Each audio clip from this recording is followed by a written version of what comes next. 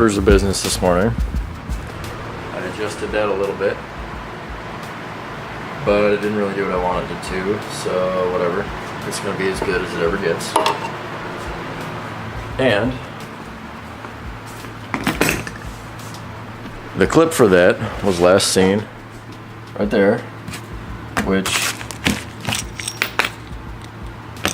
it's not right there. So there's a decent probability that it's in container number 1, container number 2, or container number 3. So I'm going to go through all those, see if it's hiding in one of those, which means I have to dump it out and sort through it.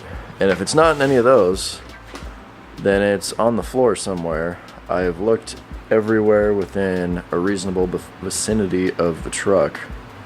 But you know how things go. Sometimes they roll like 10 feet away from the truck. So hopefully it's in one of the containers. So I find it first. Hopefully it's in the first container I dig through.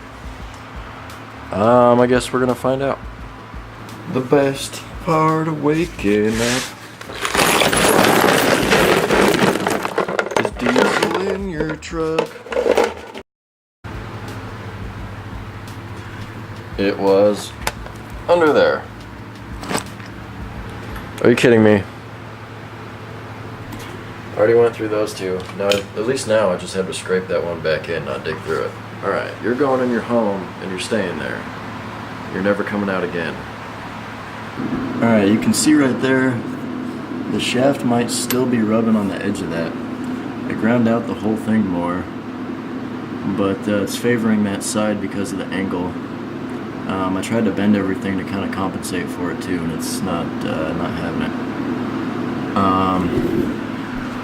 I tried to bend right. Come on, focus. Right there. Oh, zoomed in. No wonder it wouldn't focus right. All right.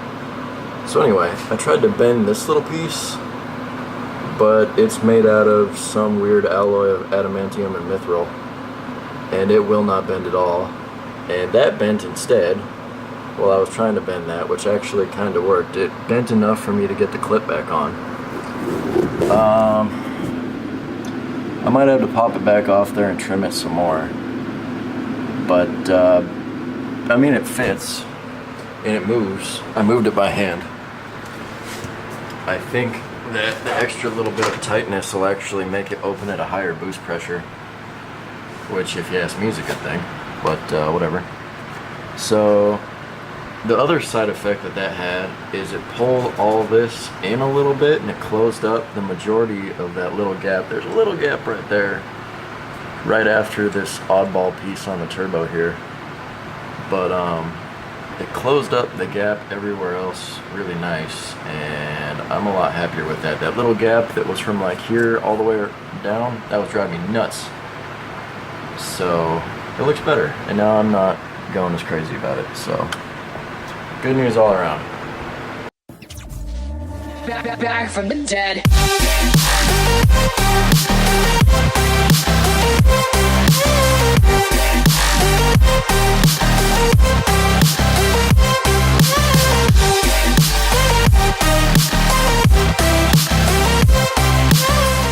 Now that we got that piece trimmed up on the engine that was for the original lift pump that would bring fuel up from the fuel tank up to the VP44, we got that trimmed up and its gasket on there nice. So we're going to go ahead and move on to get an AIRDOGII all wired up and get that done, so that way we're one step closer to making the engine run.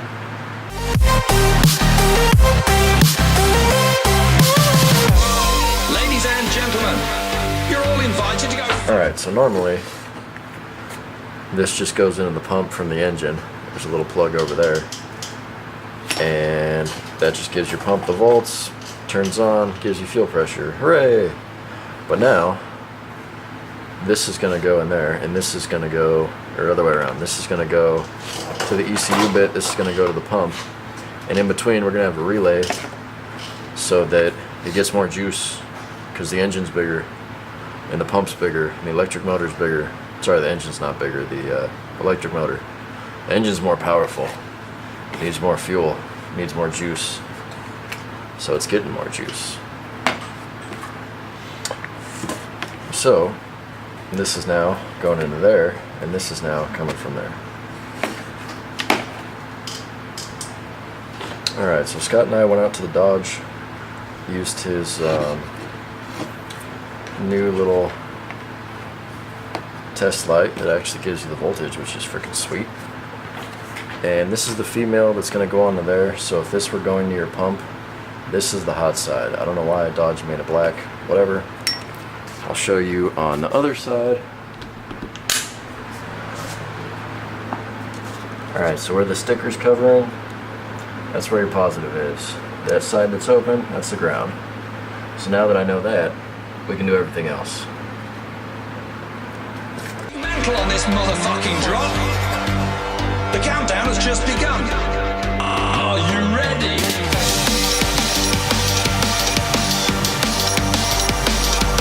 Let's go, go, go, go, go, go. Now we're back from the dead.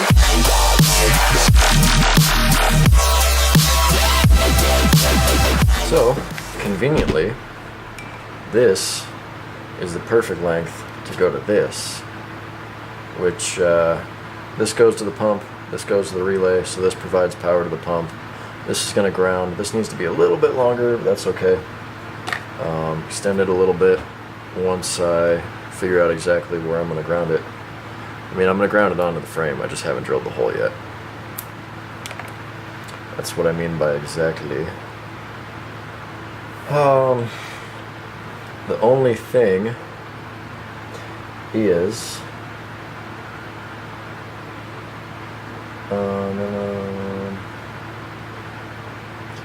this right here. I guess the switch can go to the light.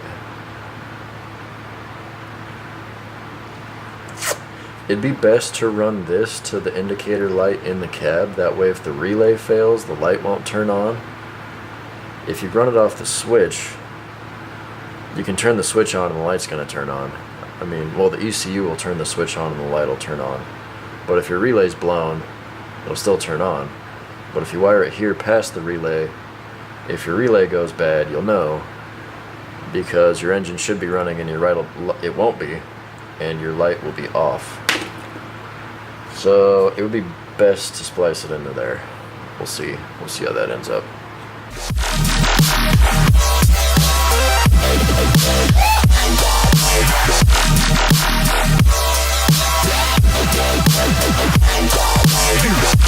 From the ECU, there's the positive. This one's gonna be the negative. Gotta wire that in to that tan one. And then that's gonna go in this wiring harness. Gonna have to feed it through all that, all the way through there, blah blah blah, and over into this stuff.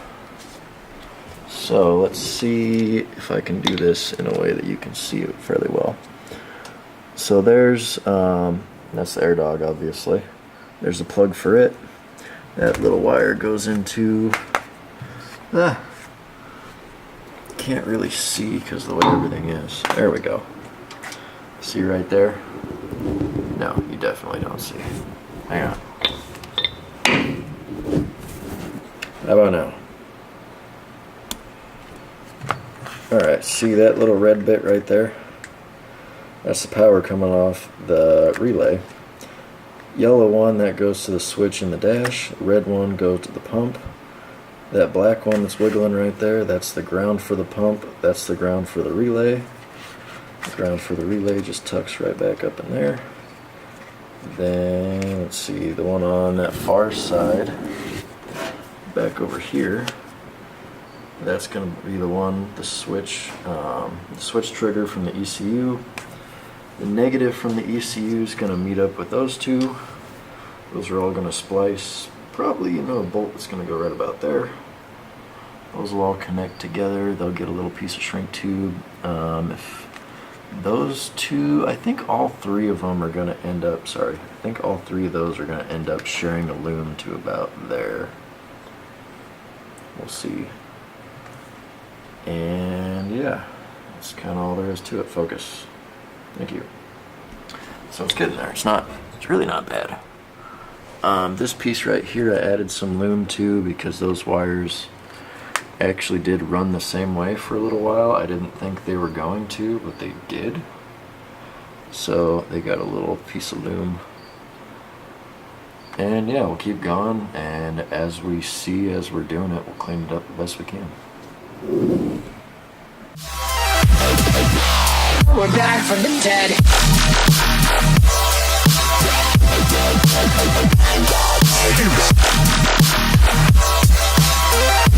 Hell yeah.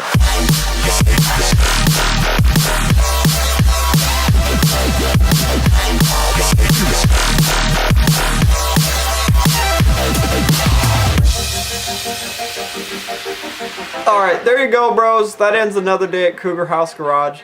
It's kind of a boring day. It's kind of a shorter episode too, because we just kind of spent some time playing with some miscellaneous wiring. I wired up the front E-level sensor that goes from the AccuAir computer in the bed, actually beneath the back seat now. That's where we moved it. And that wire goes all the way up to the front driver's side E-level sensor. I got that covered up with some loom where it goes through the frame rail up front and goes through the Z-notch and then comes out into the sensor itself. So I got that wrapped with some loom so it won't get rubbed or abrased on anything. And then Brandon and I worked on the rest of the afternoon building the AIRDOGII harness itself, where it goes up to the ECU plug that kicks it on, and then, you know, just all the pieces and its relay and such. So now that we got that pretty much done, we got to make its power wire that will go up and plug into the fused box area that we kind of have beneath the back seat now. And then we got to move on from there and clean up the diesel particulate filter harness that goes down that, you know, clean that up, cut all the ends off, shrink tube them, tuck that in the harness. And then we got to move on to probably dropping the cab on. So we'll just kind of keep picking away at this stuff tomorrow, guys. Thanks for watching. Thanks for watching today. Thanks for your constant support as always. Please leave a comment. Let us know what you think of this situation here. And if you guys want to see more of Cougar House Garage, you like what we do, check us out at cougarhousegarage.com. Check us out at Facebook/Cougar House Garage. And we are Cougar House Garage on Instagram. Follow us. We'll catch you guys in the next episode. I just burnt all the hair off my